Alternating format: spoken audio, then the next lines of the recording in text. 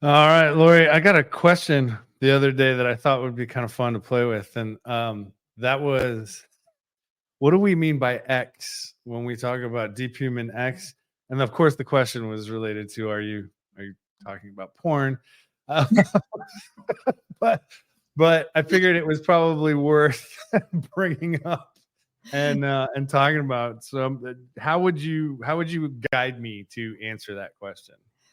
Well, I actually love this. Part of, when I think about X, first and foremost, since we've been in technology forever, X is how you write experience, which is talking about how the human experience is for the people who are using software. So that's one interpretation of X.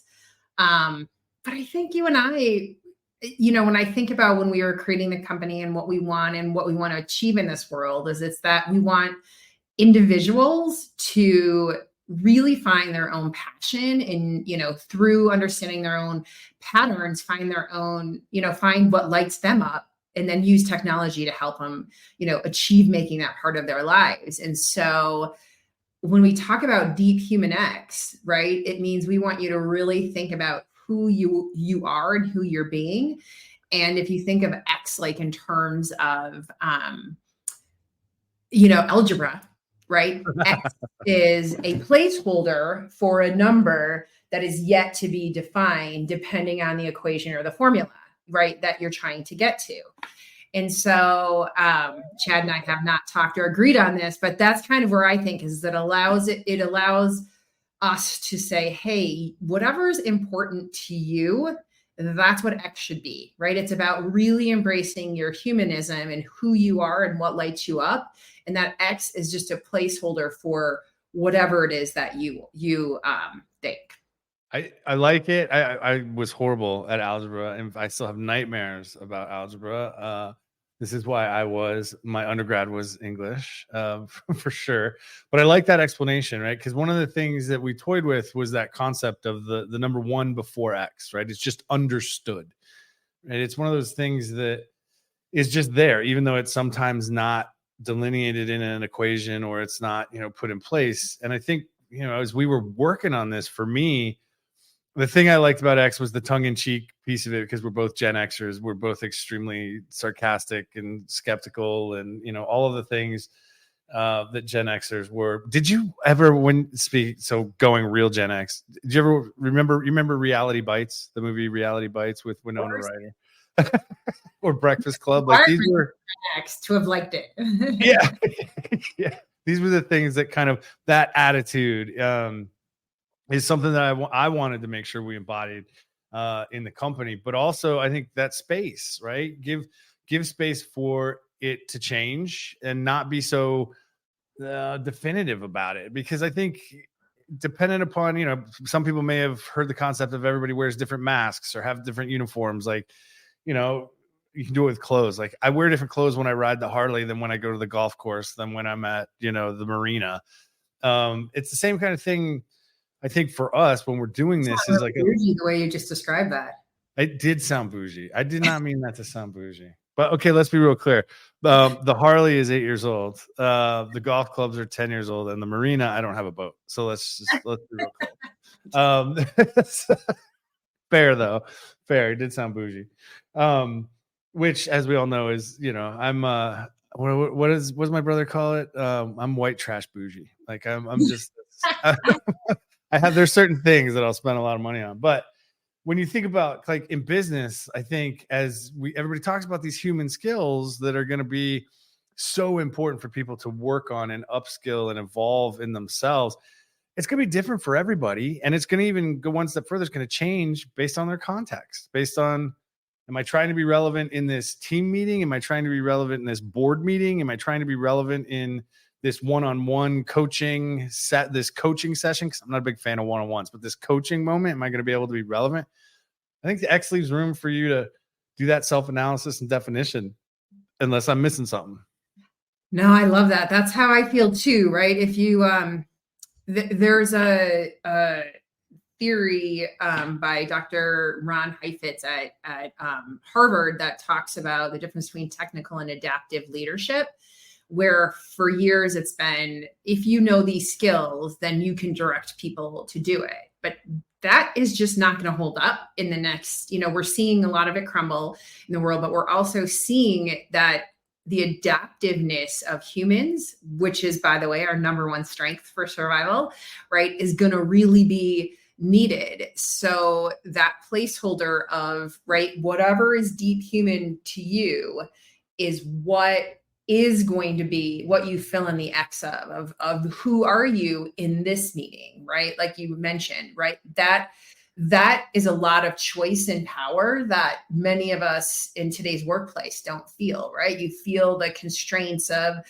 what the organization wants and the goals and the culture and all these unspoken rules. And part of what we want to do is like break apart, not tear them down, but just open up your thinking a little bit to be like, well, if none of the circumstances change, how can I show up in this meeting different, right? How can I be different? And the answer to what different is really deeply human, and it's up to each individual. So I like that idea of, right, really, really it being, it's personal. It's what you want. It's what you find is the deep human part of you that likes to grow and is curious and gets inspired. And it's the things that you do, right, that you might do when you're having beers with your friends, or you might, how you're being there, right, when you're in your more natural state. It's like, how do we really open up just the thinking to give ourselves possibilities of being different, not doing different work, just showing up as a different human being. And I think it's going to be interesting because everybody, of course, everybody's on the AI bandwagon, but some of these things that we're talking about are things that have been happening long before, not before AI, like AI has been around a while, but some of these things have been happening in the business trends that we've seen is that crumbling of that industrial, do what I say, I'm going to tell you what to do, and people being willing to do it. Not as many people are as willing to do it anymore. And then you have this divide between, okay, if you're not willing to do it, then what I really need to talk about is, hey, I need this outcome. And then the question becomes, do you have the interpersonal skills and the skills necessary to figure out how to achieve that outcome without that kind of direction? It was a lot. It was very much for me towards the latter half of my leadership and executive career. Kind of the way I approached the teams was like, hey, we got to get here. And I don't know, help figure this out. Like, I'm not going to tell you what to do, because if I could tell you what to do, then we wouldn't need, that person on the team. Like we're all better as a group than we are as individuals, but there's still a skill set. And what that skill set is that somebody has to develop, that awareness that they have to develop, or the thinking or communicating effectively, emotionally, and empathically in business.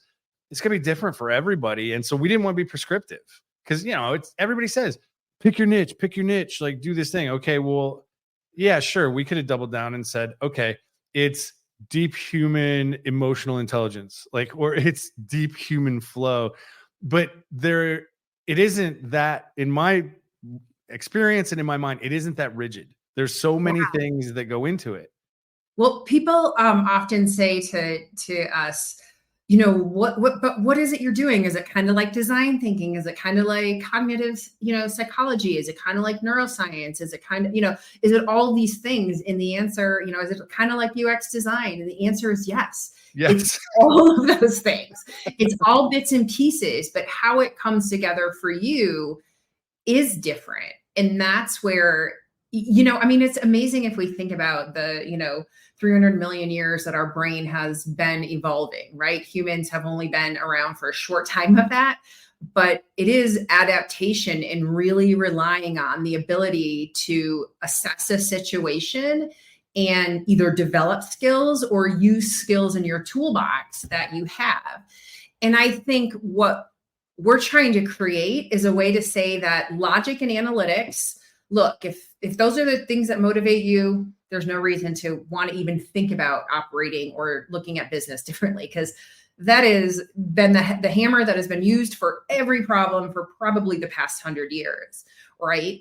But because AI is presenting a choice and an opportunity in time, like this is a changing point, right? What we have the opportunity now is to look back at some of our human skills that, our ancestors 10,000 years ago were using, right? Like, let's look at more than just logic and analytics and being worried about, only doing things one way, and instead say, hey, we actually can look at the vast unknown, and we can use our human tools inside of us to actually, right, find our grounding and walk that rocky pathway as we're uncovering stuff. And we might find out that there's whole new ways that we'd never thought of, that never, things that were never possible to humans before, because of the way the circumstances are right now. Yeah. Well, and think about like that. Go back to that question. Like, we get asked a lot. Well, is this what you're trying to do? Is that what you're trying to do? And what people are looking for when they ask that question is for us to give them an answer in a paradigm they are used to.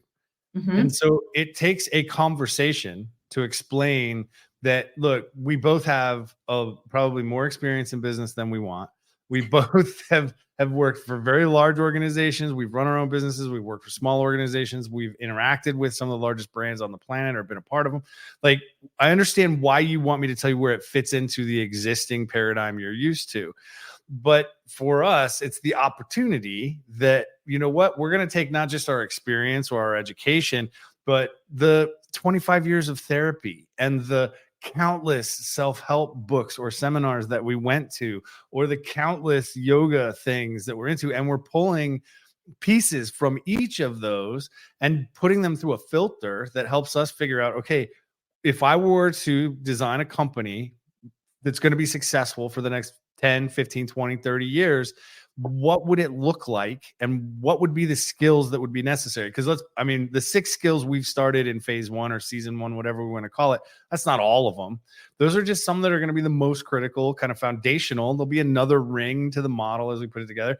And that's what the X is for. We're not being as prescriptive as you do it this way, and then you do this, and then you do this. It's that I keep going back to you use the phrase lessen the define. Mm-hmm. It is about lessening the define. We know where we need to be. The question becomes now, how do we get there? The only thing you can change is yourself.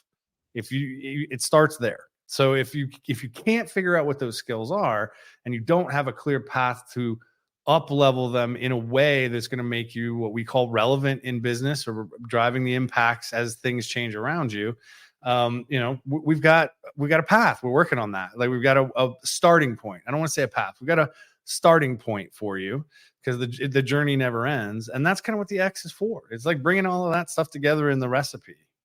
And I love that you talked about lessening the define, right? And that means having to not have one solution, one defined linear roadmap, because we are complex human beings who are very artistic. Whether you think you're an artist or not, if you are a human being, your mind is creating masterful scenarios all the time, right? And so what we are feeling is, hey, we know we have the destination of creating positive systems of change for humanity, right? That's our destination. What we're trying to live and breathe here and open up the opportunity for all of us, right, is to say that road may not be linear. It might look like a windy mountain. It might look like walking along a river, right? The journey is going to change. And as long as we're keeping our eye on where we want to go, we don't have to actually have everything defined. Can I share with everyone kind of what some of the struggles you and I had last week about our relationship with work? Sure. Okay. So Chad and I both had these funny moments where we know we're progressing. We know we're getting great feedback. We know, right, that we're doing what is making us, happy, and at the same time, really trying to make a difference. And we both had this thing where, gosh, work is so negative, and it's like such a bad connotation because it's filled with activities that, yes, while that gives you a short, dopamine pump in the time, and you get to cross off your list or check off your box or whatever it is, however you organize in your head, while that's great, the actual outcome of that work doesn't necessarily mean you're any closer to your destination. And so we both had a day where we called it a thinking day, where we were like, holy cow, like it's not about doing. Sometimes it's just about actually taking a step back and let's look more holistically about ways we can go, rather than just, pumping stuff out for the sake of pumping stuff out. And it was a big breakup, I would say. For me, I know I had a little bit of grief around it, and I'm still going to be working through it. But it's a different way of thinking. But it is not something that human beings like haven't done our whole evolutionary path, right? It is the thing that we do. It's just that somehow or another we've gotten to where if every little moment isn't measured and tracked and has a specific activity, that we don't feel valuable. And part of being with X is hey, we want to change that. What's valuable to me is not the same as what's valuable to Chad. What's valuable to you is not the same as what's valuable to me, right? So let's leave that X open for, the deep human is what I value, just to kind of bring it back to what the X is. Yeah. And I mean, you're right. It was a very uncomfortable feeling. And if we're being completely candid, there have been some really uncomfortable moments as we've gone through this evolution of building the company and even doing some initial work with some individuals and some teams. We've told you we're thinking in public, right? We're not going to have the perfect, neither one of us are going to sit here and say, this is how you have to do it. What we want to create is the space and the insights and access to the expertise where needed to achieve a much larger outcome than, hey, I did this many activities today and I sent this many emails and that's not what it's about. The problem becomes we've been doing that for so long. I was freaking out a little bit when it was like, hey, I just took a whole day and I didn't really do much but watch the river float by and think. But then on, yesterday, it was like, oh, all of these ideas and all these things and the fun kind of came back. But it's an uncomfortable process. And it's kind of like breaking a habit. I mean, at the end of the day, a very long, almost muscle memory built habit. Yeah, it's like look, I was a smoker for a lot of years, and I would say, a lot of people would tell you quitting smoking is the hardest thing that they've ever done in their life, and it's not easy. I mean, I had many attempts before I was successful. I would say this has been harder because it's almost more built into the scaffolding of just kind of how we approach not only business but life. Like, Right. hey, did I achieve X? Now, you're seeing people push in with more of that. Hey, I'm not willing to commute because I still want to work from home, or I'm not willing to do these things. And they're standing up for those things. And they're saying, hey, if that's what this organization needs, that's just not a fit for me. And that's fair. That is 100% fair. But then everybody has to deal with the reality that that may not be fair for you. That means you can't be part of that crew because that's the way that crew's going or that organization's going. That introduces a bunch of fear as well. And how you address that is part of the X. Like where are you at any given moment? Where do you want to go? And what's the decision as that relevance changes? What's the decisions you have to make? It's not going to be a straight line. No, I very rarely think it will be a straight line. I mean, I'm just going to go back to our history of how many, of all the hundreds of thousands of projects you've been part of, how many actually, met the plan that was laid out initially. Nowhere near the number that should have. Right. And that was actually, that was part of our frustration when we first started talking. Was like, I was extremely frustrated having worked with very large organizations or medium-sized organizations that were seemingly committed to make a change, but didn't want to do the work that was necessary, didn't want to put in the effort. Let's not use the word work. They didn't want to put in the effort that would be required to drive the change as the organization is currently structured. And so you end up with this, not the types of impacts or outcomes that you were hoping for that got you excited to do it in the first place. And then it slides back into that, oh, this is work, and it becomes drudgery and a grind. And I was fed up with it. I was just kind of over it because, after many years of trying to help organizations pull that off and trying many different attempts, I kind of came to the realization that it wasn't anything that we were trying. It was the structure and way that the organization was set up, that it's almost set up to resist change. It's 100%. It's right. It's risk adverse, and we've come like that. But we see it around the world today with the divide and the uncomfortableness that people are feeling. And I think if we really look at human history, we just see this as a pattern of, right, change is already coming. All this discomfort is just a sign that change is here. We had the pandemic, right? Now we have AI coming, right? Like we've had some really good prompters maybe, or accelerators to say, nope, now's the time to change.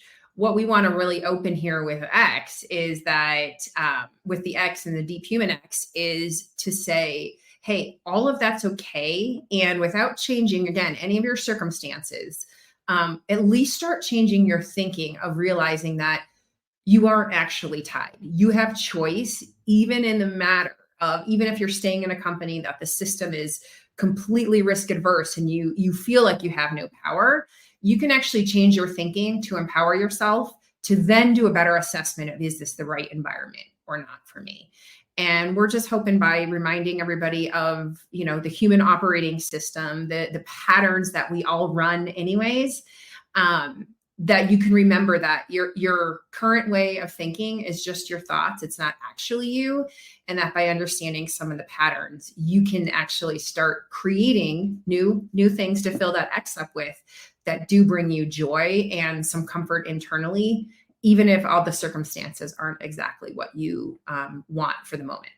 Right. And we were very clear when we started putting the company together that as part of that exit was, we could have very easily gone down the, hey, let's create a self-help guru company kind of, woohoo, kind of feel good. But we really wanted to say, okay, look, we want to take the good things from the areas on self-awareness and being present and mindfulness, all of these things that have often been thrown around in business kind of in a way that almost devalues them, the way that they're presented. Kind of messages.